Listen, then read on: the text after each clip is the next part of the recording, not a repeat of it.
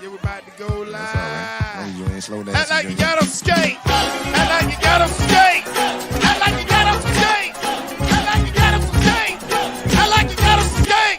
Go live, I'm finna go live. Go live, I'm finna go live. Go live, I'm finna go live. Go live, I'm finna go live. Go live, I'm finna go live. Go live, I'm finna go live. What's up, everybody? Yo, welcome back to Coach Hayes Football. This is Coach Hayes Football Live. Today we got a very special topic, man. I think it's a very interesting topic. We're talking about HBCU to NFL. It can be done.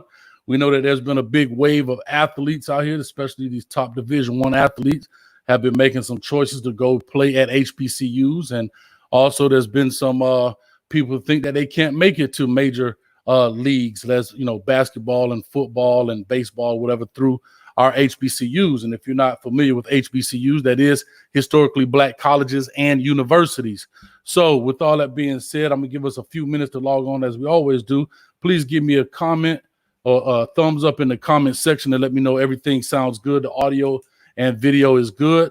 With all that being said, we're going to give us just a few more minutes before we get in. We got some very exciting guests. We also got the usual suspects on here as well. And we're going to do some talking. We're going to get down to it, as well as we're going to give our what we think to be our top 3 HBCU football players that have gone on and made it to the NFL and have been major contributors and have made super strides in the NFL and going on to do Super Bowls, setting records, Pro Bowls, Hall of Fame, so forth and so on. So like I said, I'm just waiting for a few comments to make sure everything sounds good on Facebook as well as YouTube. And if you are on Facebook, make sure you start a watch party.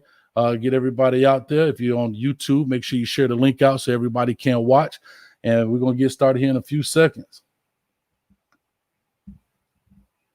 All right. Okay. All right. So with all that being said, we back to it. I got a couple thumbs up. I see you out there, Miss D. I see you. So good thumbs up from her. So everything sounds good. That is on Facebook. If we got something out here on YouTube, that'd be great. But let me go ahead and get started. Let me introduce this and do a little bit of talking. I did mention already on our HBCUs as well. If you don't know, I did attend an HBCU. That is Hampton University. That is the real HU. If you didn't know, not Howard University. They suck. So I just want to say that just to say it. But anyway, I'm just talking trash. You know, one thing about HBCUs, things always get up and we always talk trash and everything else, man. And that's just part of our makeup when it comes to our HBCU programs. So again, let me get back on topic so far as HBCUs to the NFL. And what we're going to discuss today real briefly is that process. You know, a lot of guys, especially me coaching in the past 20 years, sometimes people turn their nose up at HBCUs. They don't think they can make it to the NFL, or they don't think they're getting the best of both worlds of football as well as education when they attend HBCUs. And I'm going to be the first one to push back on that. I'll be the first one to tell you right now that is a straight up lie. Not even a myth. That's a straight up lie. All right, you get some of your best educations at HBCU, and I'm definitely got some guests on here that's going to talk about that as well. So real quick, I'm going to bring in my usual suspects here. As you know, Mr. Actor Extraordinaire, Mr. Essex O'Brien. If you haven't seen him, please go check him out, man. My man, he can do it all, man. He can go from comedy to serious, you know, to even the old teardrop. You know, he make the teardrop, man. So my man can dig deep when it comes to it. So let me go ahead and bring in Mr. Essex O'Brien. Yes, sir. Hey, what's up, baby? What's going on, baby? I got dressed just for the show to represent my side of things at HBCU. The one and only Florida A&M, man. What's up? What's up? You talking about FAMU? FAMU. You know better than that, boy. Don't start talking like these. Don't start talking like these outsiders now. I understand. You talking about FAMU? FAMU. Put it out. I got you. All right, and I'm going to bring in my next man right here. This is the promo guru. All right, this is V12, man. He does all of the promos and all of the graphics for Coach Hayes Football and everything. So if you do have those needs or you want to look into that, please check him out, and I'll let him make sure we plug him by the time we get done with this, as well as it will be in the description below. But I'm going to bring him on, man. V12, man. These are my usual suspects. What's up, V? Look, Coach B12 in the building as always. You I'm know how we good. do. I'm good, man. So again, we're talking today, man. We are talking about HBCUs to the NFL, right? And so I know that in the news there has been a lot of there's been a lot of topics and a lot of headlines of people making that move, especially in basketball. And E, I know you're more of a basketball guy than myself, definitely. So I'm gonna let you kind of talk in regards to the basketball thing and what's kind of going on with that, and then the new developments with I believe Cousins and so forth. Yeah, absolutely. If you guys have been paying attention, you know that and I know you dogged him out a little bit your earlier segment, but how has landed, one of the top recruits, and Maker, I believe that's how you pronounce his name. He's actually the brother to Thon Maker, who's already in the league now. He played for the Milwaukee Bucks for a couple of years, and lately, what's been in the news is DeMarcus Cousins is encouraging another five-star recruit by the name of Mikey Williams to pursue going to an HBCU. And I think the conversation obviously has grown because of the movement, with Black Lives Matter and everything that's going on, for people to come back home, and start building up in places that are invested in who you are, not just what they can build off of you, not just the money that they can make off of you. And I think all three of us can speak to the fact that, going to an HBCU is not only about getting a five-star education, but it's about getting that nurturement, about being around people who want to see the best for you and who have your best interest at heart. And so that's what's going on right now. And there have been a few names that I think you were going to talk about that coming in from football, transfers that are starting to take place. Unfortunately, a lot of games starting to be canceled, but hopefully these guys will come in and make an impact when football resumes. Definitely. And then Vaughn, I'm gonna let you touch on if you got a couple of topics that you may have come across that you've seen so far as that transition of guys coming from high school into the HBCUs, or maybe some guys that may have transferring from other universities to HBCUs and so forth and so on. Well, that's been my experience, and I've been exposed to. I attended the HBCU myself, and oftentimes there is an influx of athletes who do come from the PWIs, albeit for whatever reason, they initially went to PWIs and they end up at HBCUs. So I don't think that's going to stop now that we're in a different type of posture. As of right now, I think I'm aware of a gentleman or a kid who is from Cincinnati, and I think he decommitted from Cincinnati and will attend Arkansas State. Now his name escapes me right now, but he was Alcorn. I think it's Alcorn State. Alcorn State. I'm sorry. So it's definitely being brought to the forefront, and with Maker and the other gentleman, Mikey Williams, I'm familiar. I think his parents attended HBCUs as well. I think that us being HBCU, when I say us, HBCU being at the forefront of this movement to bring players like he said coming back home, I think it's a great thing. That's awesome, and like I said, man, I mean it is a movement. I know history does have a tendency to repeat itself, and we know the history of our HBCUs. But I do want to say this real quick. You did mention an acronym in PWI. What does that mean? Because a lot of people don't know. I think that is a relatively new term out there, maybe a couple of years old. So what is a PWI for those that are listening that don't know what that means? Sure. Thanks, Coach. Okay. PWI is a predominantly white institution. So PWI, predominantly white institution, such as your Auburns, such as your Clemson, such as your Florida States, University of Miami's. The bigger schools within the nation are considered PWIs. Gotcha. Okay, well, I just want to make sure we have some clarity on that because I know some people don't know. I'm gonna be very honest with you. I learned that recently here within the past, I guess, year because it was just HBCU and then schools. So they necessarily didn't have an acronym for it. E. Yeah, and I guess we shouldn't take for granted of the fact of why we have HBCUs in the first place. For anybody that might be listening and didn't get this covered in history class, for a long time, African Americans were denied education of any kind in this country. And then as things began to slowly progress, we were not allowed to attend predominantly white institutions or other colleges. So we were forced to create our own educational institutions. And thus the title of HBCU, Historically Black Colleges and Universities, because that was the only place where we could get any type of higher education in this country for long periods of time, especially before segregation was litigated into law. Gotcha. And that's exactly right. And that's where, like I say, most of these schools are HBCU. They are historically Black, and a lot of them on their campuses, they have historical landmarks so far as some of the buildings that they have, monuments. I know on the campus of the illustrious Hampton University, we do have the Emancipation Oak, where Abraham Lincoln read the Emancipation Proclamation, and we have a statue of Booker T. Washington pointing that way. I just want to let you know a little history fact there for those that did not know. With the class, with the class.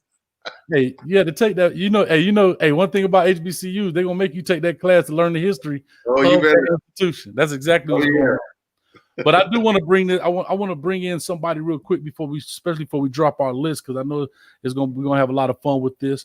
I had a pleasure and a luxury of when I came out of college of working, or actually getting chosen to work with this guy. Man, it was part of my student teaching, and he was a high school football coach in Miami area and everything. And I had a chance to work with him, and man, we built a relationship that is pretty much inseparable. I mean, I was, in his wedding, and I look at him as a big brother and mentor and everything else, man. And he attended an HBCU, and he has been one of the top coaches in Florida, probably within the country, and probably has had.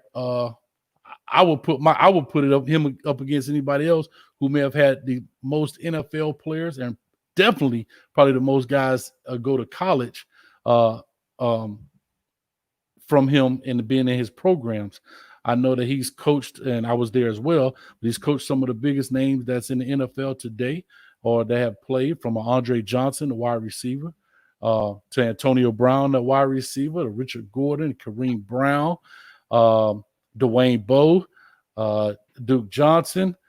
I can go on and on. Darren Mickle, that's back to Miami High days, and so forth and so on, but I'm not going to leave him out. So I'm going to go ahead and get him prepared to come on here right now. And his name is Nigel Dunn. And I'm going to bring Coach on right now so we can have a quick conversation, because he is a part of HBCU. Coach, how you doing? You ain't stuck on me, are you, Coach? I'm having a little trouble hearing you, but I'm doing fine. How are you doing? I'm doing okay. Can you hear me? I can hear you, Coach. All right. Yeah, so we live right now. We can't be rolling. And so my thing is, I know you went to Delaware State. Talk to us a little bit about your deals at Delaware State. Well, first of all, I want to thank you for inviting me on this forum. I really enjoyed what you guys are talking about right now. Hold on, Coach, real quick. I can't hear you. Whatever. You got a bag or something going. I can't hardly hear you. You say we're breaking up right quick. We're gonna bring it right back, man. So with that being said, you know what I mean? Hey, it's part of being live. If things happen, man, things go down. It is what it is. Coach know how it go, man. Guess what? We got to call a play. The clock is running down. You know what I mean? I'm gonna see if I can get him back on right quick and see if we can make that happen. But like I said, I mean, I know he went to Delaware State and went there, and I'm gonna let him get into that. But he was also inducted into the Delaware State Football Hall of Fame just this past year and everything. So hold on, I think I got him back on. We're gonna check Coach out right quick. All right, Coach, you back up.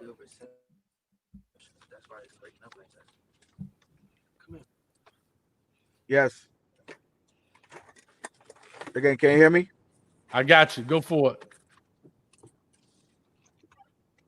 Oh yeah. So again, appreciate the opportunity to speak. I was fortunate to get a scholarship at Delaware State. One of the things I really enjoyed about Delaware State, it was very unique from, I think, most Black university, due to the fact that at Delaware State, you would have a lot of white students that were in your class because of the demographic of the school. But all the experience was catered to Black experience. So um, a young man myself coming from Jamaica to Miami, never been anywhere else but to Disney World and then going to Delaware, that was a great thing for me because the Black experience at the school really helped mold me into the man I am today. That's awesome. I know that you just were recently inducted to the Delaware State Hall of Fame for football. That was just this past year, correct? Yes, that was correct. It was excuse me, I believe it was in November that I got inducted. So that was such uh, a pleasant surprise and just a great honor to be inducted into the Hall of Fame. Got you. Now, let me ask you this. We're talking about HBCU to the NFL. Do you know some guys, or did you have an opportunity to play with some of those guys that may have had a chance to come out of Delaware State and go on and play on into the NFL? Yes, I was fortunate to play with a couple of young men.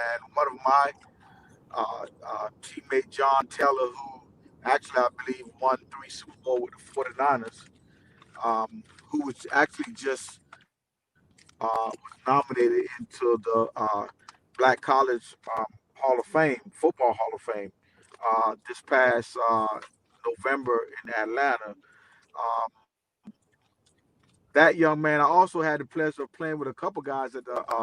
You guys probably don't know this because you guys are younger guys, but the first Freedom Bowl All-Star game between the MEAC All-Stars and the SWAC. I was in honor to play with I guess Jerry Rice and Lee Williams, some of those guys from Bethune Cookman, and also Alexander the Great from FAMU. So and those guys went on to play in a National Football League. So it was Wow. just a pleasure for those guys. I know more, but those guys definitely. Great, man. Well, like I said, that's what this episode is all about, Cole. We're just talking about. Let me ask you this, just in conclusion here with you. What are your takes on making it? Is it possible? Can it be done? As you already kind of said, but in today's era of football, I guess, can it be done? Can guys make it to the NFL from HBCUs, historically Black colleges and universities? Oh man, it most definitely can. One of the things that when I was coaching, I used to try to encourage with a young man. Uh, just to give you a story, I have a young man named Jamal Jackson that actually was supposed to sign with University of Florida, but because of some issue they had on, he ended up signing. I was able to get him to Delaware State University. Well, he ended up making all conference and doing all the things that we knew he could do in football. Graduated and also played. I think he played 8 or 9 years for the Philadelphia Eagles. And now he's a broadcaster for the Philadelphia Eagles. So that answer is yes. I think the problem that's going on with our society is the the white university, as you said, the PWI. They have the financial backing. The NCAA does not really support Black college. So when you have those two things going on, unless you have programs like this that you're doing that's going to educate the Black family, then it's going to be very hard because the kids are going to think that the kids don't know that they're the one that makes the Alabama. If you take Alabama players and put them with FAMU coaching staff, FAMU coaching staff is going to win. FAMU is going to win it because players are the one that makes the team. That's right. But the way they have it switched, they make it seem like the coaches. Now, don't get me wrong, coaches are a big influence, but we're talking about you getting to the next level, man. In today's society, you can go to the worst as far as athletic football team as far as HBCU, and still making an NFL. So, I not to be long-winded, but it's a passionate conversation for me because we're still trying to let these young men know that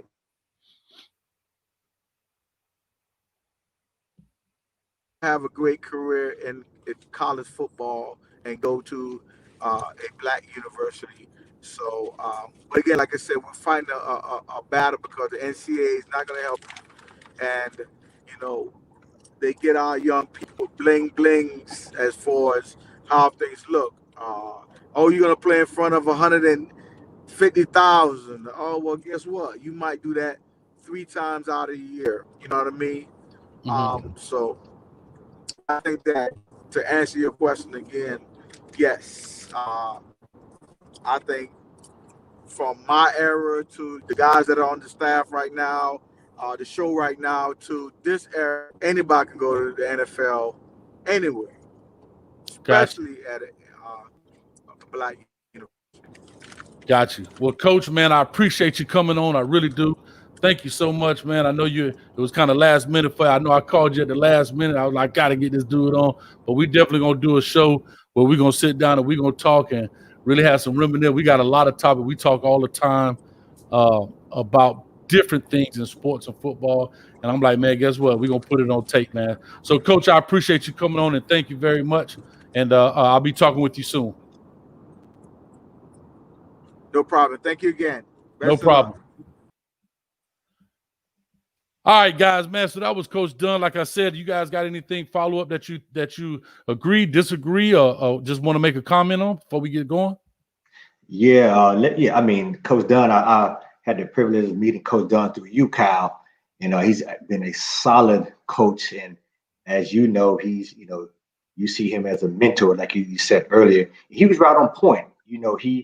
The financial backing of the NCAA, I think, really, and what's offered to our young men really kind of separates, I believe, why some attend or most attend the PWIs and do not attend the HBCUs.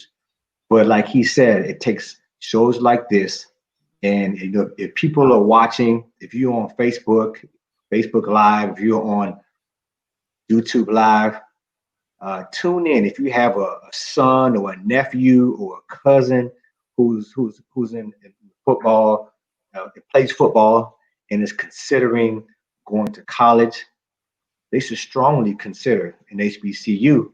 And sometimes you may have to reach out to the HBCUs because they may not know, but it can be done. Like Coach Dunn said, no pun intended, it can be done. DUNN, and we're about to see in a little while how it was done, and I'm looking forward to these football players you're about to talk about who went to HBCUs. Some of you may know, some of you may not know, and some people are going to be really, really surprised. So gather your sons and let's go. Let's talk about this. E? Let's do it. E, you got anything to say before we jump on in this list? Nah, man, I agree with everything everybody said, man. Let's just get right to it, and I'm sure a lot of stuff is going to come out of the works when we get to these videos. Definitely. Let me go on and jump onto this, man. We got quite a few comments. I'm going to say this right here real quick. Coach Dave Simmons. What's up, Dave, baby? He said one of the good ones. There go my cousin, boy. What's up, Toby? Hey, Coach. How you doing? Let me see here. Another cousin. Hey, this is a family affair around here, but I'm trying to tell you, this family's run thick. He just took one of my top 10. All right. All right. This is an interesting comment right here. Byron Grayson says many HBCUs respond via the Freedmen's Bureau. Okay. Let me see here. Got quite a few on here. Okay.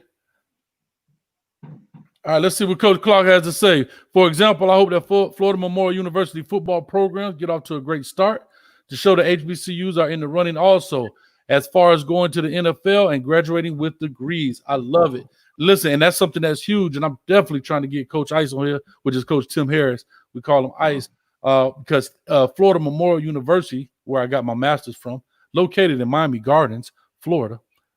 Just want to see that plug. But anyway, they just started their football program this year, You know, COVID-19 has come in and kind of kicked them in the butt a little bit, but they're restarting their program. I want to say after 61 years of not having a football program, so they are just restarting their program, and they have a coach who has been in the Miami area, who has won state championships over at Booker T High School, Booker T Washington High School in Miami, Florida.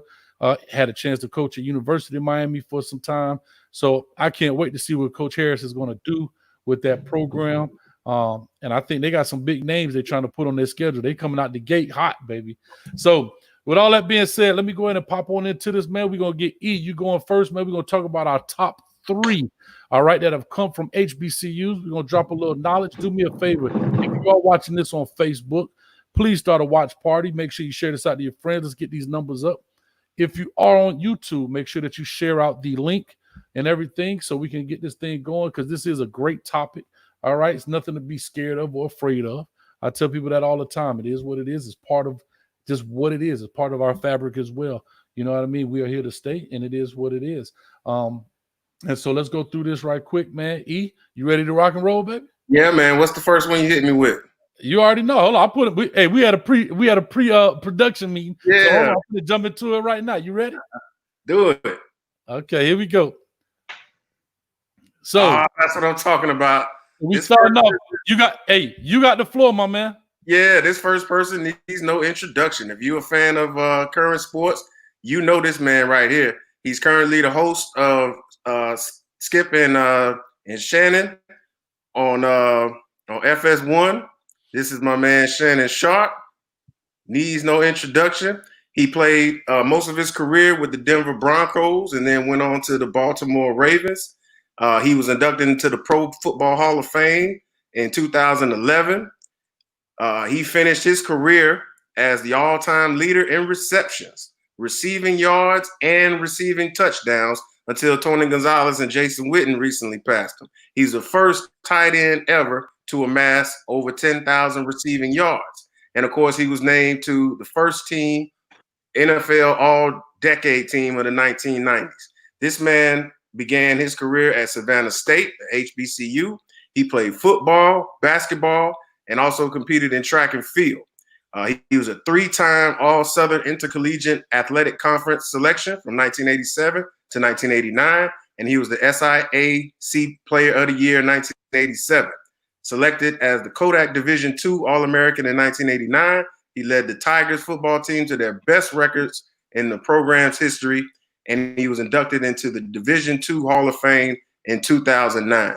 8-time Pro Bowler, 3-time Super Bowl champ, 4-time first-team All-Pro, 1-time second-team All-Pro. He's in the Denver Broncos Ring of Fame, and like I said, Hall of Fame in 2011.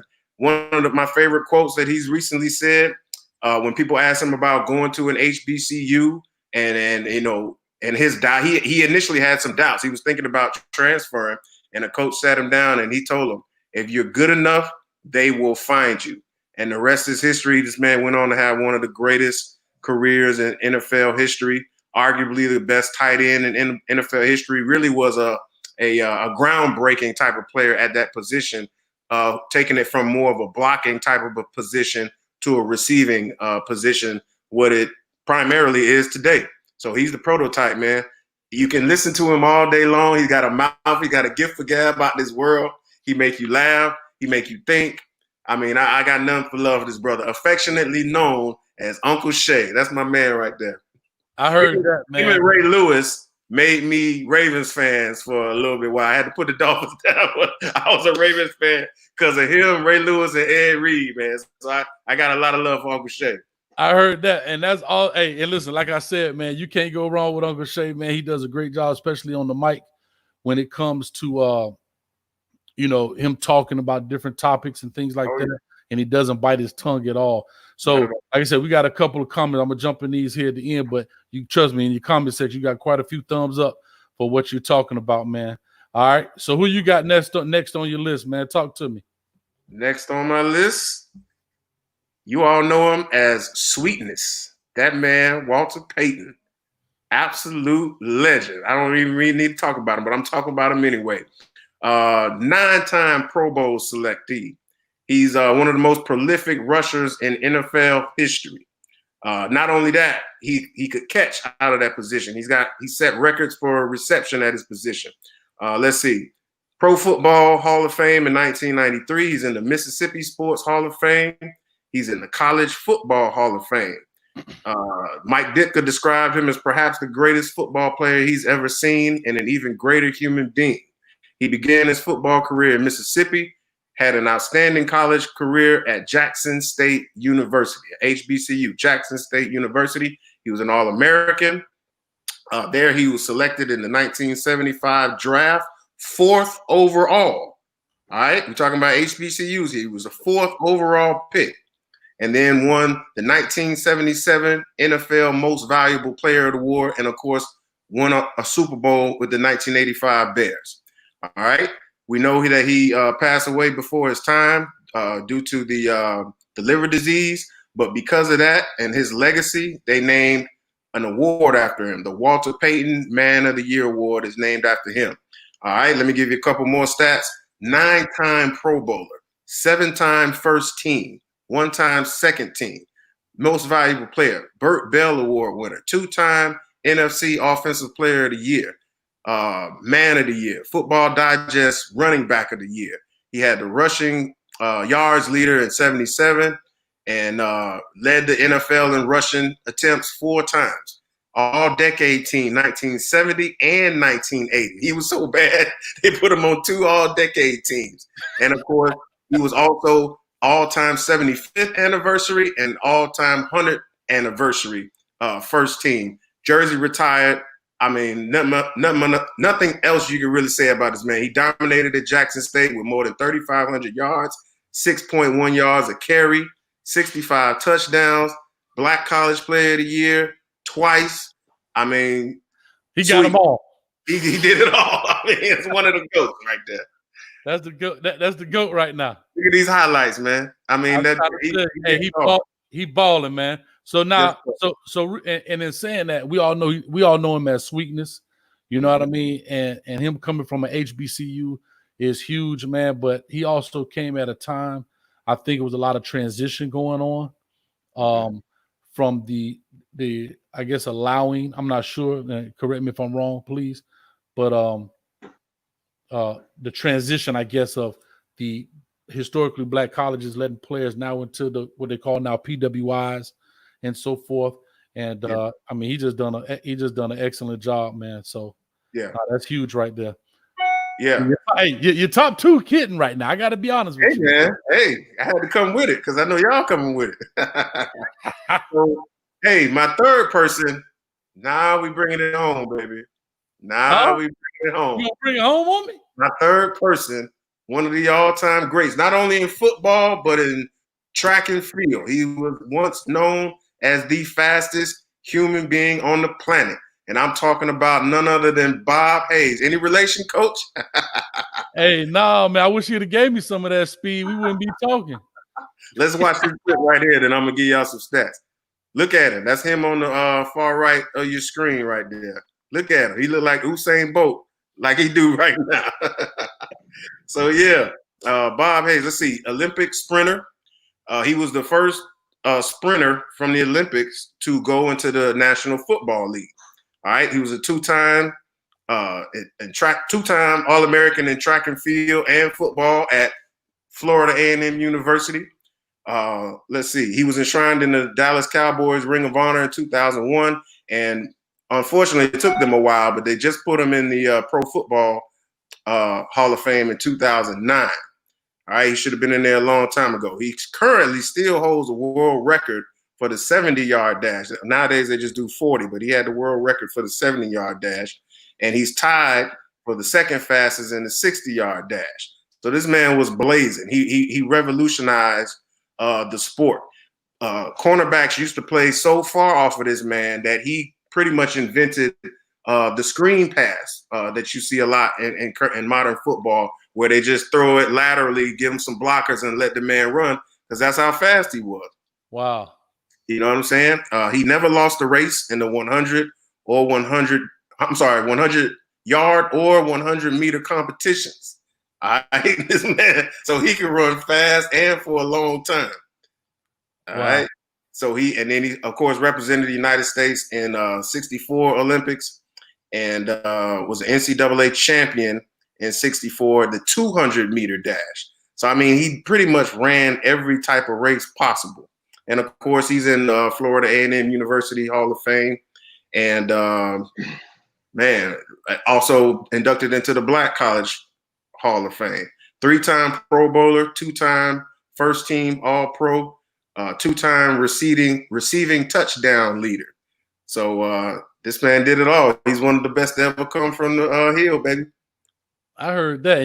And listen, I would love, you know how they can do, I hope they can do this digitally, and they may have done it.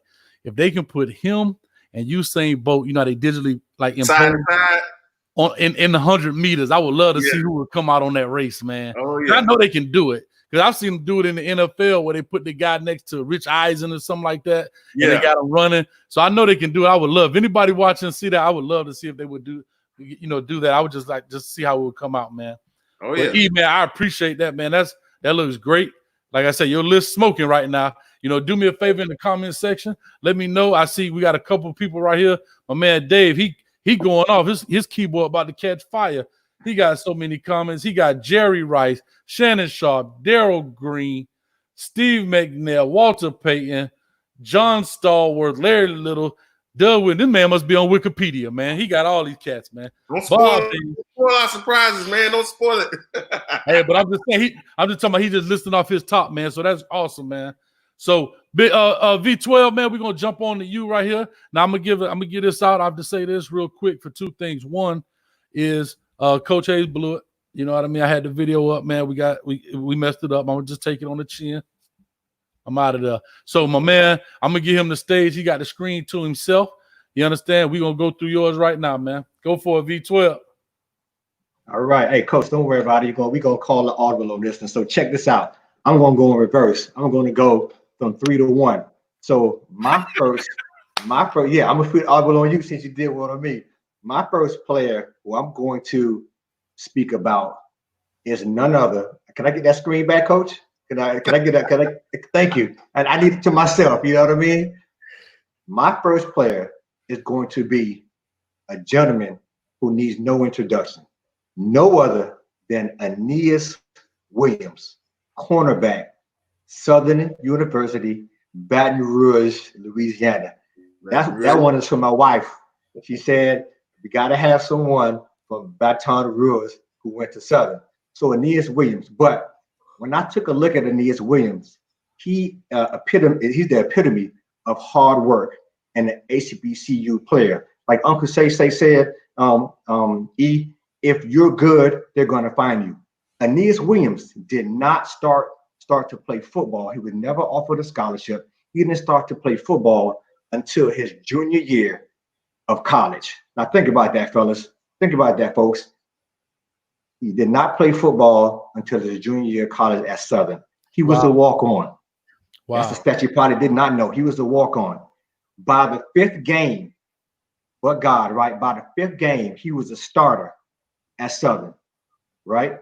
He then as a senior, he became all Southern Athletic Conference player, which back in the day is called a SAC. He made all SAC team. He led them with 7 interceptions. So you go from a walk-on to making all conference in your conference, leading with 7 interceptions. But check this out. He was also a brainiac.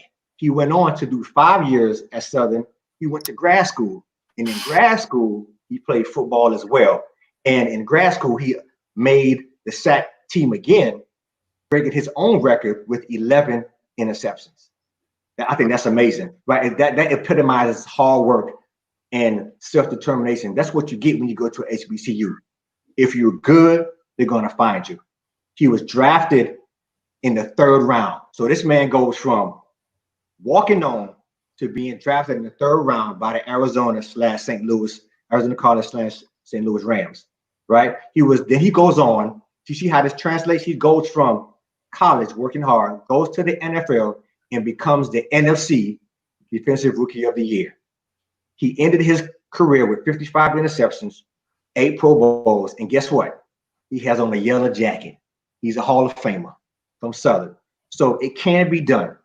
It definitely can be done. And a fun fact about Aeneas Williams, he's in the community every day. He's an ordained minister. So he's in the community, helping his community and helping young brothers in his community. Thumbs up to Aeneas Williams. That's awesome, man. That's great, bro. That's great.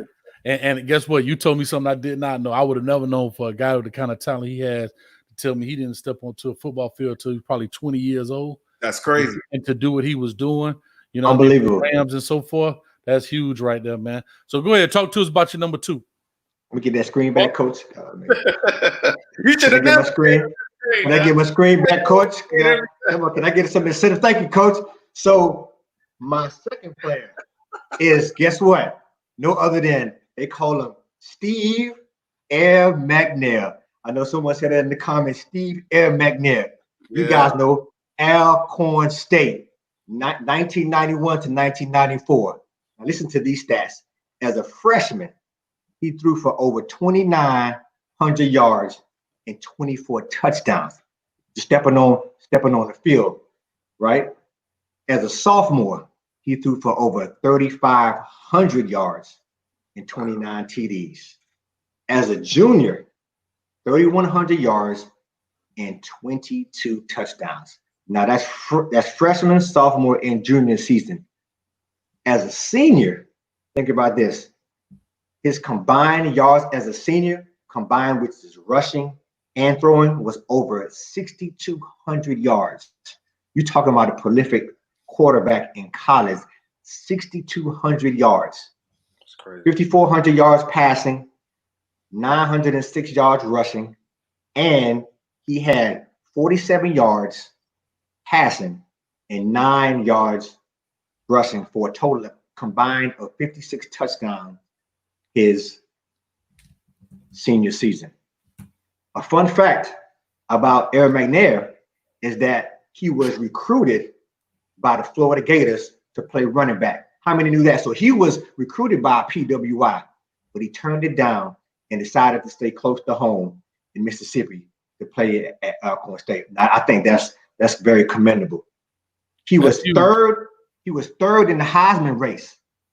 Third in the Heisman race in 1994, behind like Rashawn Salam. These guys were big time PWI players. So he was third, guys. Just think about it. Let that digest for a second. He was third.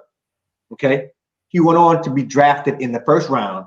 He received the NFL MVP honors in 2003 as a pro for the Houston Oilers / Tennessee Titans. He threw for over 3,100 yards and 174 touchdowns.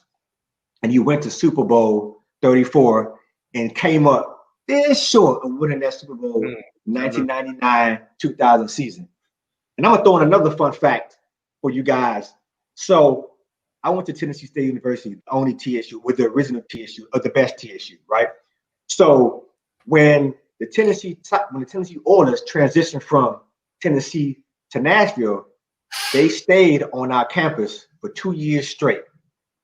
And they stayed in the dorms. And I got the opportunity in the 1997-98 season to see McNair, to see the Houston Oilers when we run our campus, eating our cafeteria. They brought so much life to Tennessee State. And they were professionals, they were pros, and we got to see practices for free. They were really, really good. So that's a fun fact. So at TSU, we see it all. Don't hate. I'm loving it, man. Look, one time for my dog right here, he said, hey, V12 screen hogging around here, man. Hey, and V12 got all the fun facts. You know what I'm saying? Thank you. That's what I'm talking about. V12 got all the fun facts, man. Yeah. So that's real, right, man. so, and that's special right there, too. I don't know if you had a chance for people that didn't know, man, but he did pass away. And so forth, man. Unfortunately, yes. Okay, so the last one I need the screen for, because the last one gonna blow y'all mind. Y'all probably I'm gonna let you do the intro first, then we pop the screen on you. Okay, the last one, I'm just gonna show you these. What that stand? What's that? I have no idea. These are hands. You went to HU? These are hands, coach. They ain't elbows. You know what I mean? They ain't toes, these hands. My number one is none other than Jerry Rice, the GOAT. Let's say it again. GOAT.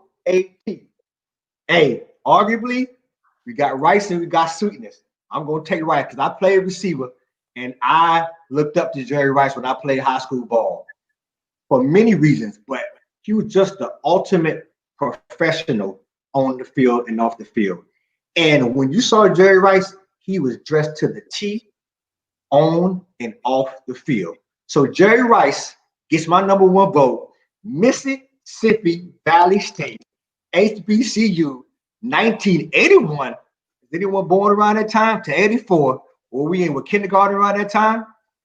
So if that needs no introduction. We know Jerry Rice. So as a sophomore, Jerry Rice had 66 receptions for 1,100 yards and 7 touchdowns at Mississippi Valley State. And I want to highlight their contribution at these HBCUs because these individuals, they worked hard and they performed at these HBCUs. So as a sophomore, he caught 66 passes for 1,100 yards and 7 touchdowns. As a junior, he caught 102 passes for 1,500 yards, and he broke the NCAA record for receptions and yardage that year. As a senior, now check this out, he broke his junior record, amassing 112 receptions for 1,800 yards and 27 touchdowns. That's In crazy. 4 years at Mississippi Valley State, 4 years, he amassed 4,700 yards and set NCAA records, and also was a 2-time All-American. Fun fact. Say it, fellas. Fun fact. Say it. Fun fact. Fun fact. All right, go ahead. Jerry Rice was 9th in the Heisman race for Mississippi Valley State in 1984. 9th. I think that's phenomenal, right? Yeah. Drafted in the first round by the San Francisco 49ers. And of course, these guys, some of these guys played with other teams, but we're known for their staples. So he was drafted by the 49ers in the first round. 3-time Super Bowl champion, Jerry Rice. 3-time Super Bowl MVP, Jerry Rice. 3-time NFL MVP, Jerry Rice. He also holds NFL records for receptions, 1,500 yards, receiving, 2,300 yards, touchdowns, 197 touchdowns. He was the All-Pro 10 times. And guess what? He has a yellow jacket, a Hall of Famer. That, my friends, is my top 3, Jerry Rice. And shout out to Coach Dunn, because John Taylor played on the opposite side of Jerry Rice. And those were some bad, like they say back in the days, mamma jammers. And they did their things. And so shout out to John Taylor. I guess it's like Jordan and Pippen. Shout out to John Taylor, but Jerry Rice, that's my top 3. Coach, you say E? Man. Hey, He listen. was on Tecmo Bowl too. You couldn't stop him on Tecmo Bowl. Tecmo Bowl. Hey, Tecmo Bowl, he was catching passes out of bounds, wasn't he? Yeah. That's like Walter Payton. Walter Payton at the 1-yard line, you couldn't even touch it like popcorn. You hit him. Walter, stop. Hey, coach, stop, because you're dating yourself. Some of these, I think guys on here, kids on here, may not even know what Tecmo Bowl is. So stop dating yourself, Coach. Guess what? They got a whole encyclopedia in their pocket. It's called cell phone. So guess what? If they don't know what it is, type it in. It'll come up, man. But real quick, I want to give a shout out to my sister, man, Candace Norwood. She is an HU alum as well, the real HU. What's going on, baby? Hey, Candace, she went to Howard. I didn't know she went to Howard. Oh, she went to the real HU. All right. Here's my cousin, Mike Pullum. All right. Aeneas Williams attended our church in St. Peters, Missouri. He played with the LA Rams in St. Louis during Kurt Warner. Another guy who made HBCU proud, Shannon Sharp, tight end, Denver Broncos. In addition, Troy Hambrook, running back of the Dallas Cowboys. And both of them played football at Savannah State University. So it's great to hear more information because, again, guys, we don't always get a chance. We don't know where everybody comes from all the time, man. So it's great that other people are putting it out there as well. So let me go in and jump on to my top 3. And, of course, I got video for mine. So, again, I gave V12. I had to give him his screen time because, we had some technical difficulty. I just fired the whole production. Everybody over there fired. Yeah, don't give them behind the scenes too much. They don't need to know how the sausage was made or how it wasn't. Appreciate it, Coach. Everybody in the research team over there, you fired. You Need fired some interns, man. You need to get some interns over there. All right, so here we go. I'm gonna jump mine in right now. We're gonna make this happen. All right. I'm starting mine off. All right. You know I'm a defensive guy, so I'm starting mine off, and everybody know this face right here. Okay. Talk to me. Who was this? Michael Strahan. Michael Strahan. If you ain't seen him on the field, you sure enough seen him on the Good Morning America and television shows and game shows and so forth and so on. All right, so I'm gonna start off. He went to Texas Southern University. All right, he ended up going there simply because his uncle was a defensive end at Texas Southern as well. His uncle Art. All right, he played defensive end there for Texas Southern. He was an All-American. He had his senior year, he had 19 sacks. His junior year, he had 14 and a half sacks. And for his total career, he had 41 and a half career sacks. All right. He was a first team all SWAC, and he was a Black College Defensive Player of the Year. All right. So he ended up getting drafted in 1993 by the New York Giants, had a 15-year career, and was drafted in the second round, 40th overall pick. All right. He also set the NFL single sack record in 2001 with 22 and a half sacks, and that was against Brett Favre, if you remember that. All right. So and shout out to Brett Favre when he got sacked. He gave up when he got up, rather. He tapped Strahan on the helmet, man, like as a congratulatory. You know, even though you sacked me, man, he still tapped him on the helmet to let him know, man. You'll probably see a clip here in a second. So in his career, he had a total of 141 and a half sacks in his career, and that's in 216 games. Okay. He had 854 total tackles, 4 total interceptions, 24 forced fumbles. All right. And again, that was all in a total of 206 games.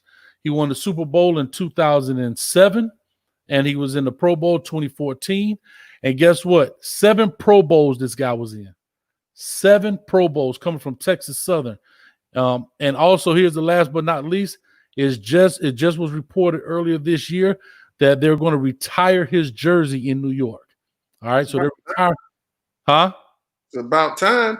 Yeah, they're retiring his jersey in New York. But you got to remember too, man. Sometimes they put a little time stuff on it because he got passed up his first year for his Hall of Fame bid.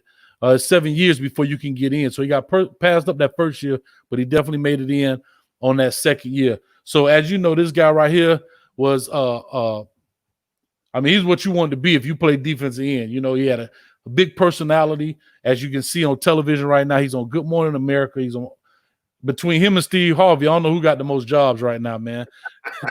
You know what I mean? They're on game shows and $20,000 pyramid and so forth and so on. And so he's doing big things right now. All right. So that right there is my very first pick.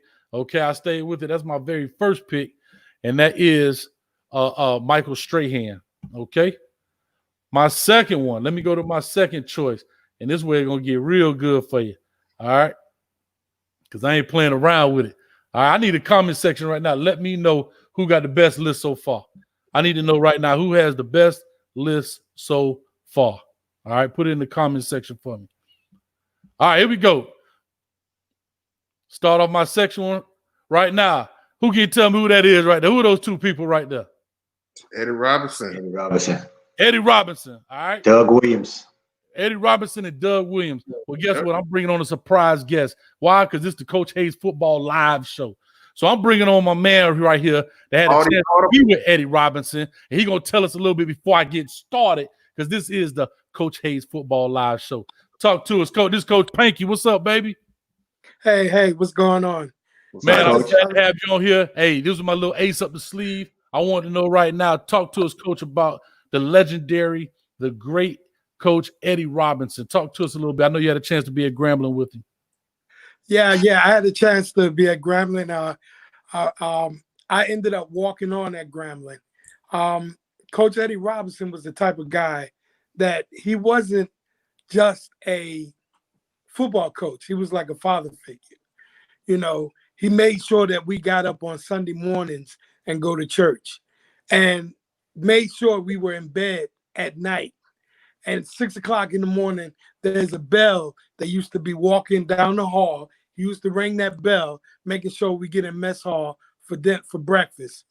Eddie Robinson, he always carried around a briefcase. We never knew what was in this briefcase, but he had it during game time. He had it just before practice. Nobody knew what was in this game, what was in this briefcase. Eddie Robinson, I had a chance to be at his funeral when he had passed. And it was an emotional day for everybody. Like I said, he wanted things done right. And his famous words was, "Hell, baby, hell, let's get it right." And that was just the way he was. And he would go over plays over and over and over, but guaranteed you that we was gonna get it. Hell, baby, let's get it right. And so with that said, I said, I walked on, and he moved me because I walked on as a running back, and he moved me from running back to linebacker. And I loved it. And now I'm a defensive coach. And I follow I mimic some of the things that he does now. Now, me being a high school coach, me doing some of the things with these younger kids. So Eddie Robinson will always be embedded in my life. And I will always remember some of the things that he's done. And hey, like I said, he's father. He's my third father. But that's great, Coach, man. I appreciate you coming on. I did want to hear about that. Of course, I've seen all of the the specials and documentaries they've done on him on the sport networks, the ESPNs and so forth and so on. But like I said, man, I really appreciate you coming on and being a part of this, man. And like I said, we work together, we coach together, man. And Coach Panky, man, I really appreciate you. But I got to go finish laying this smack down on these guys right here. I appreciate you having me on. Thank you very much. No problem, Pank, man. I appreciate you, man. Love you, man. Take care, Coach. Take care, guys. All right. All right, so let's get back to it. Like I said, we finna make this thing happen. All right, we're talking about Doug Williams, all right, from Grambling State University, okay? He went to Grambling State. He played for the legendary Eddie Robinson, all right? He led the NCAA, not Black College, not MEAC, not SWAC, but the entire NCAA, all right, in passing yards at that time with 3,286 yards. Now, again, that doesn't sound like a lot, but running the ball was still big at that time, okay? But here's the biggest thing.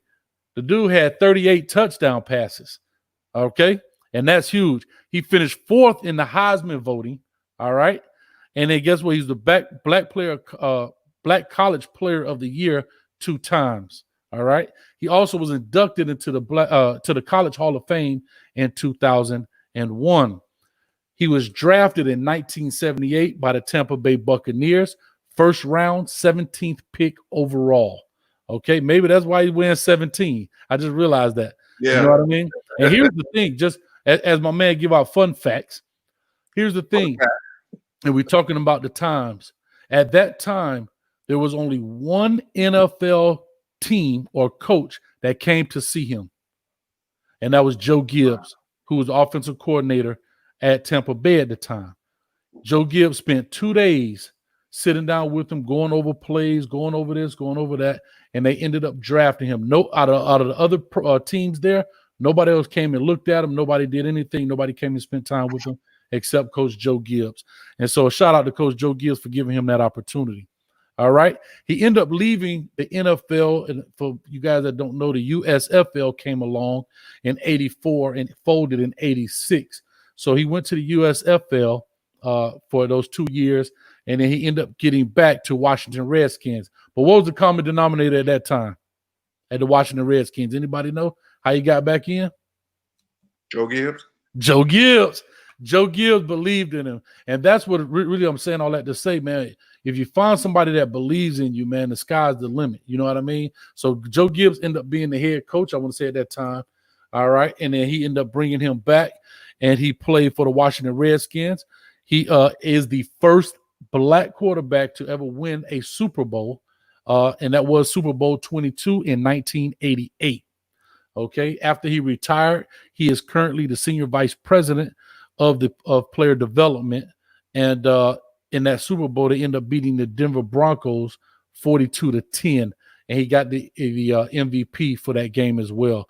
So Doug Williams is a hot boy out here on the streets, man. He did a great job, and he actually literally paved the way for a lot of guys and for what it is that we want to do. When you look at the Lamar Jacksons, you look at all these guys, man, back to Tavares Jacksons. I mean, you look at the Cunningham, Steve McNair, all those guys. He helped pave the way for that. And guess what it took, though? Cam Newton. Believe in him. And it took Joe Gibbs. And I always think about, imagine if that one guy didn't take that trip to go see him. What would it be? You know what I mean? So, the stars and the moon aligned correctly for him, and everything worked out for him. And then, he also became the head coach at Grambling State as well for some time. And so that's huge on his part. And now we're going to get to the last one, which I actually enjoyed this, man. It was great. And let me give some little insight on this real quick about it.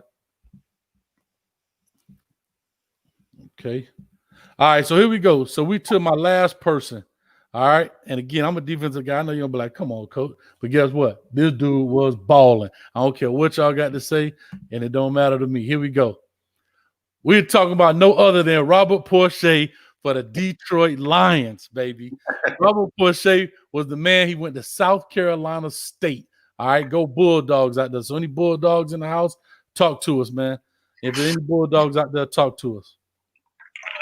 Okay, here we go. So Robert Porsche, he actually started off at Tennessee State University and transferred to South Carolina State. I wasn't treating that man right, V. Y'all wasn't treating him right. He couldn't start. He couldn't start at Tennessee State. He had to go somewhere. He couldn't start with us. He had too much talent. So listen. So he ended up having. So Tennessee transferred. Okay, he ended up making 88 tackles, 15 sacks, and 24 tackles for loss. All right, he was the MEAC Defensive Player of the Year, NCAA Division One AA Player of the Year. So now they've changed that to where you hear FBS, FCS. So the D1 AA is now the FCS, is what you hear now. Okay, he was drafted by the Detroit Lions in 1992, first round draft pick, 26th pick overall. All right, he had a 13-year career and only played for the Detroit Lions, no one else. Okay, he retired in 2004, and he does have other ventures that he did in the Detroit area, being there so long. But here's some interesting stats he had from his NFL career. He had, in those 13 years, he had 603 tackles, 95.5 sacks, 3-time Pro Bowler, 3-time All-Pro, and a first-team All-NFC player, man.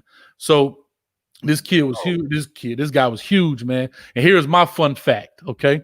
Oh, got some biters. Got some biters in the rear. I'm not a writer. I'm not a biter. I'm a writer. Here we go. Here's the fun fact, is that his son, Robert Porsche IV, actually played against a rival school again, what I had here in Orlando at Dr. Phillips.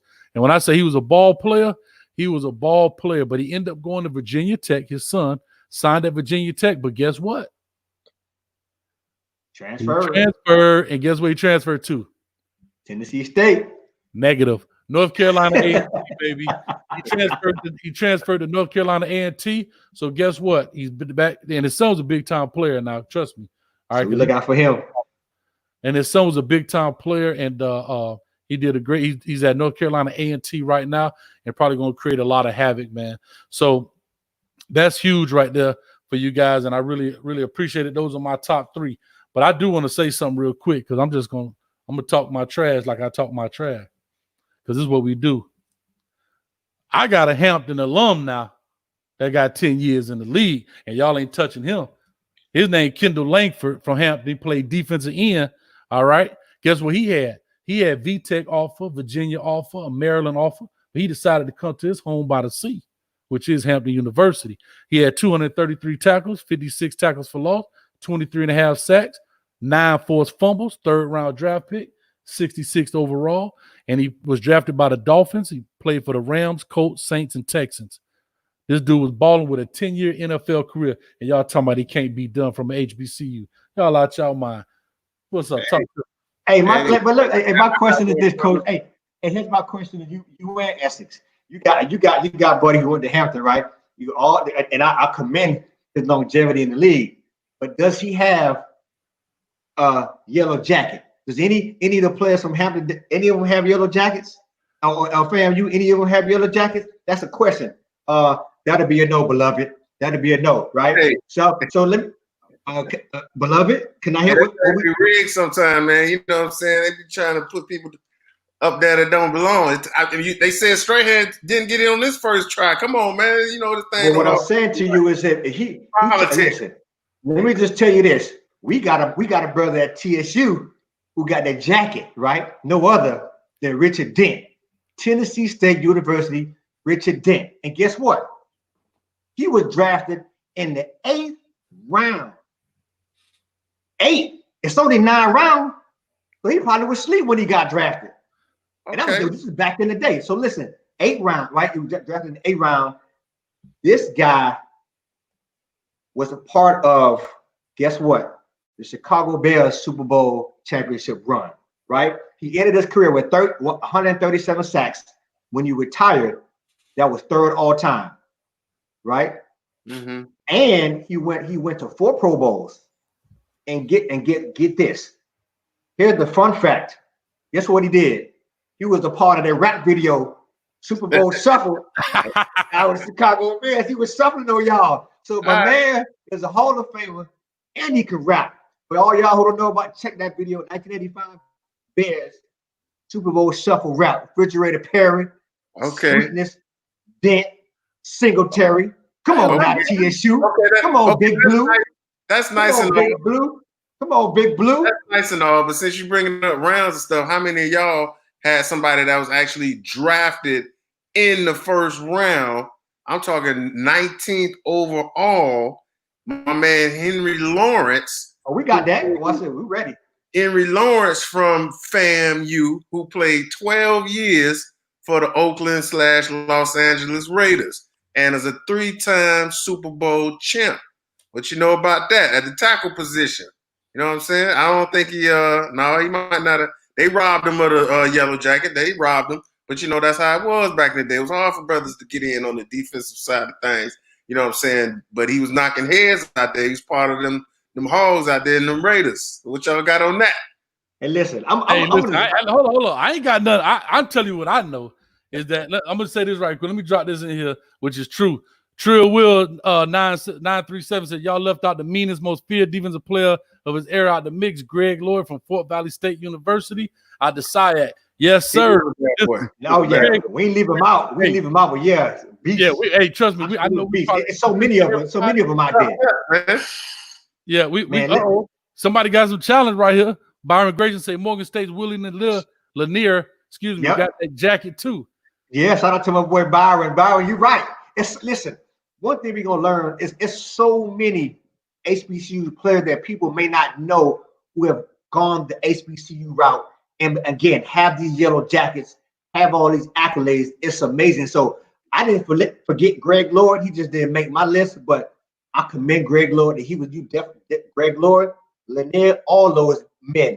He was a head cracker. He was a head cracker. Yeah. I mean, it's so much. It's so many things out there, man. Like I said, and we can go on and on. This show could be 10 hours long. But listen. I just want to address you, right? And I'm gonna stay with the hip hop thing. You want to talk about a 1st round draft pick, and y'all familiar with Run DMC, right? Run DMC, the hip hop. Well, I'm gonna talk about Run DRC. I ain't stutter. Run DRC.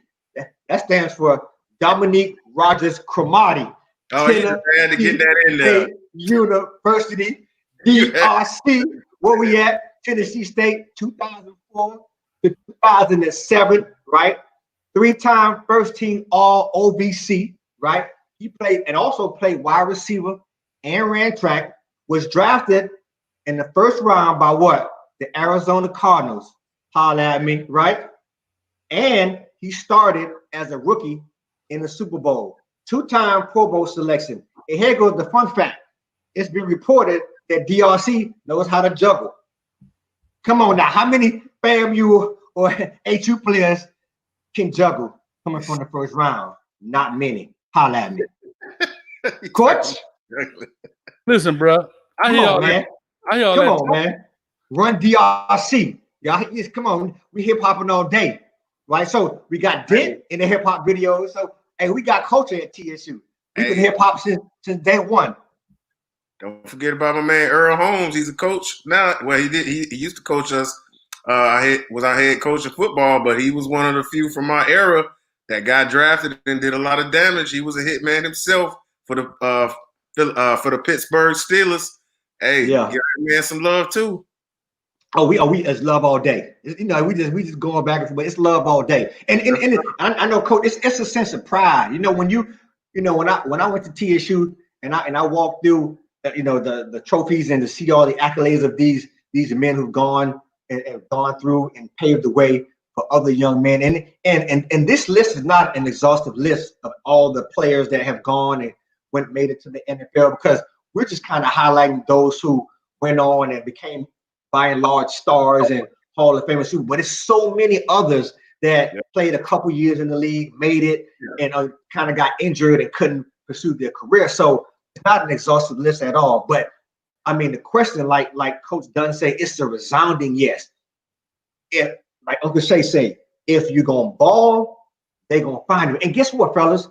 These players were doing it in an era where there were no social media, there was no YouTube, no big time network. Right? There was no big time network. They had the big old camera that you probably had to put on a heavy tripod and film the games. You feel me, Coach? So because we didn't have a sports center until like the early '80s. So like you had to really be good just to make the papers. Absolutely. We had newspapers back in the day that people had to find out and find your scores and your statistics and things like that. So you had to really try to stand out. You had to be one of the best. And they were, and obviously they were. I mean, they worked hard. Again, it's the same thing in academics. You know, at HBCUs, you go there. Sometimes you're the underdog. Sometimes you didn't get a scholarship. Sometimes you didn't get accepted into different schools. But you go there and you grind, and then you come out and you be the best you could be. You all represent the HBCU. Go ahead. Yeah, but and let me say this, guys, because like I said, I mean, we've had a great conversation, man. We getting some great feedback on this. Here we go, another one. Trill Will. I always said this. Tyrone Poole, Fort Valley State University. I think he got a ring also, right? Yes, he does. And we actually Facebook friends, man. I'm going to reach out to him definitely and have him on this show. But I do want to say a couple of things that, like I said, we talk about HBCUs. We get into this, and the path can be done. You know what I mean? And I want to talk to this. If there are any recruits or any parents to any recruits right now, sometimes we get caught up with the logo, right? I'm gonna just say this. Sometimes we get caught up with the logo and we think, oh, that school's Division I. But guess what? People don't realize that HBCUs are Division I as well. All right. Oh, that school's guess what? The MEAC and all those schools right there, they're Division I. They're on the same level. They're just considered an HBCU. You understand what I'm saying? So don't get caught up with, oh, you think this quote unquote school is better than that school. You know what I mean? You got to find out, and especially in this recruiting game, you got to find out the situation that's comfortable for you. Because here's the deal. All those guys we named, right? They may not have gotten that opportunity to go to the league if they played at a different institution. Because the environment wasn't maybe conducive to what they needed, whatever the case may be. So comfortability, you can always get more out of anything if it's comfortable, right? If it knows what it's doing, it has a support system around it, you can get the most production out of anything, right?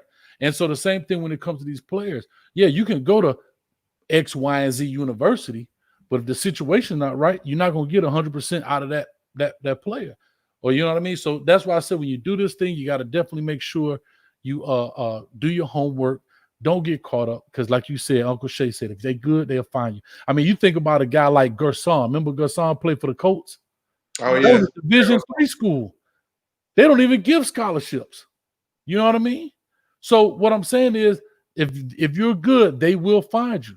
They're pulling guys from any and everywhere. And V12, you made a very valid point. They're pulling guys back then that didn't have the technology of today. So imagine, trust me, if you're on a football field anywhere, it is being recorded and they're going to find out where it is. You understand? I want to give a quick fun fact, man, as we kind of conclude a little bit. I want to share this screen with you guys real quick.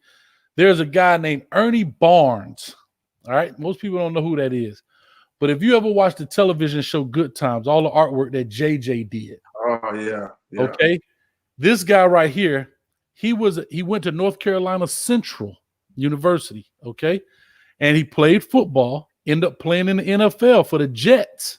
But he is the person who did all of the artwork for that television show where you see the real elongated body parts and everything. And he was a football player. But here's the most interesting thing, right? I don't think, and through my research, I don't know. I don't think he was the greatest of football players. But the owner of the Jets did something for him that was very special. I don't know if it was an injury. It wasn't clear. But somehow he couldn't play anymore. But what the Jets owner did for him at this time was kept him with his salary, but he became the team artist. Wow. Isn't that huge? That's great, man. So he couldn't play, he couldn't perform on the field, but he kept his contract and told him he was in charge of doing all of the team art and for the Jets and everything at that time. And I thought that was something very huge, man, because you see his artwork all the time, but a lot of people don't know. A lot of people really think JJ Walker did they actually think he did the artwork, but he didn't. What team was this? What team was that again? The Jets. The Jets. Okay. Jets. Mm-hmm. So that's just a quick fun fact, man. Like you said, we doing fun facts, man. That was cool. And so with all that being said, I really appreciate everything. Guys, if you guys got anything in conclusion, you like to say, man, we had a great time, man. I really enjoyed talking about this. We may end up doing a part 2. Yeah, I just want to mention and thank you for having the foresight to highlight the great late Eddie Robinson. That's the coach. That's the real coach. And part of attending an HBCU or playing football, and I can say probably most of these men can attest to the coach who was that father figure to them, treated them as men, helped them to grow as men and players. So when you go to an HBCU, you have a coach probably from the community. It's Coach Robinson attended, he graduated from Southern University and coached at Grambling. So it was in his blood, it's his DNA, his community, his people, and to coach for that long and to have that many players go to the league and to have that winning percentage. I mean, it's been said, and he went down in history. He is a legend, but we can't underestimate the coaching factor and going from boys to men. And even if you don't make it to the league, I know we're talking about can it be done? We know it can be done, but just to have that guidance from a coach on that caliber and any caliber of coaches that coach at the because it takes a special person. We all know that, fellas, to coach at the HBCU. And oftentimes, and I don't know, we can research it. I don't know if I've ever seen any quote unquote white coaches at the HBCU as head coaches. I don't know if it's been done. Yes, probably had it back in the day. Okay, good. Okay, good. Okay, there we go. Okay. One, yeah. Okay, it's right. So the majority, percentages are high is going to be, black men. And hopefully one day a woman, soon can be the coach of the HBCU football team, right? So, let's not underestimate the coaching aspect of it. But so bringing up Eddie Robinson, it was huge. And there are other coaches who we could probably highlight another time, but he's definitely the GOAT of coaches. And not only at HBCU, but just in NCAA in general and around the nation in general. So kudos to you, Coach. Appreciate it. Hey, man, this has been a lot of fun. This was a great topic that we could explore. And as per usual, anytime the three of us get together, my brothers, to have a good time, I'm all for it. And I feel like we are also, becoming extensions of our HBCUs and being reflections of the impact that our respective HBCUs made on us. obviously the topic at hand was about football, but football touches so many different things and has such a big role in the aspect of HBCU life, the culture, the atmosphere, the pride. You know what I mean? There's nothing like it for people of color.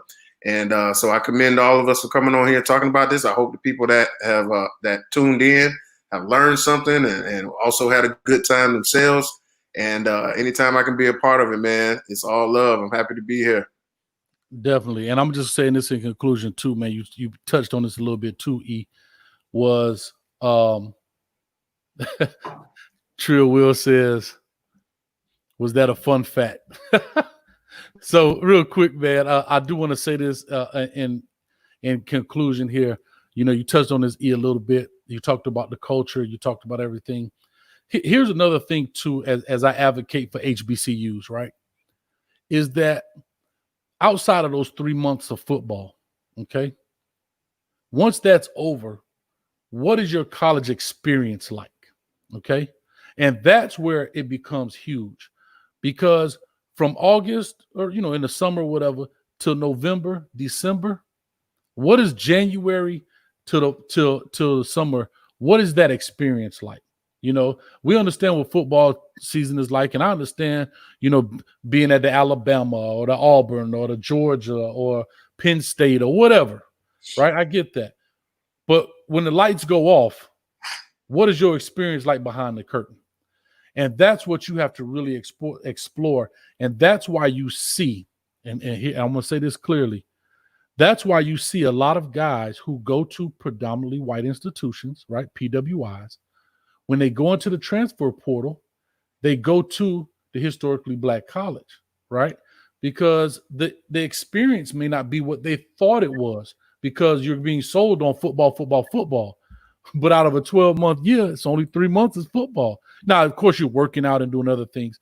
But how was your quality of life on that campus? I guess is what I'm really trying to say. And so think about this. I mean, we're friends from high school, but I got friends from college. If I want to go, I got friends. I don't think there's one state, maybe Montana, I can go to. I don't know somebody that went to Hampton. You understand what I'm saying? There's not one place. I got friends that live in Japan. I got friends that live just from Hampton University.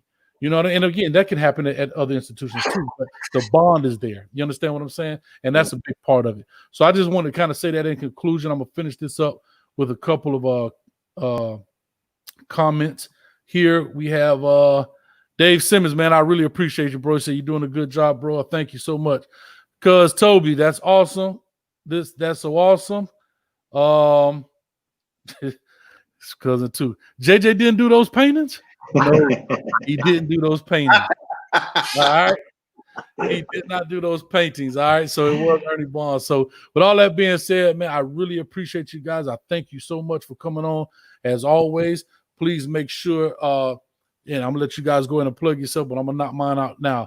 Make sure you follow us, make sure you subscribe to this channel. It is growing tremendously. We got big things coming up in the future. When we hit that 3,000 subscriber mark, which we're not far off on right now, right? We're launching something else. This thing has to continually grow, and that's exactly what it's doing. We got things in the work, and it's going to be super exciting. Okay, so make sure you do hit that subscribe button and that notification bell, as well as I do drop videos every day, reaction videos to the top talent in the nation as well, across the nation. And we talk about their talent. I do reaction to them, pros and cons of their game and everything. I drop one every day except for Sunday. All right, so other than that, man, E, anything in conclusion before we get out of here? Brandy? Yeah, y'all check me out on my Instagram at ActorManEssex, Essex O'Brien, just like you see on your screen there, on Facebook and Twitter. I also have a podcast every week, Wednesday at 9:30 on Facebook called Acting Funny, along with comedian Type Mike. Y'all can check me out there. And appreciate for being on here, man. Always a pleasure. Always, baby. Anytime. V12. Yes, if you need any promos, commercials, intros, outros, VWilly promos with the S at gmail.com. Again, that's VWilly, WILLY promos at gmail.com. Appreciate it, Coach. Awesome, baby. Anytime. So for everybody else that's on there, Make sure I got my clean up, man. I want to. Okay, so if anybody else that's on here, man, we like I said, I appreciate you listening. We do WRE live on Tuesday. We got a big one coming up, man. Trust me, you don't want to miss this cat. He one of the top running backs in the nation. Everybody was after him, but guess what? I'm not going to spoil it. But he had one of the top schools right now. That is Tuesdays. That is WRE live Tuesdays at 8 p.m. And we do Coach A's football live on Thursdays at 8 p.m. every week, man. All right, so I appreciate it, man. Love you boys, man. And love you too, bro. Get out of here, man. You too, man. All right, brother.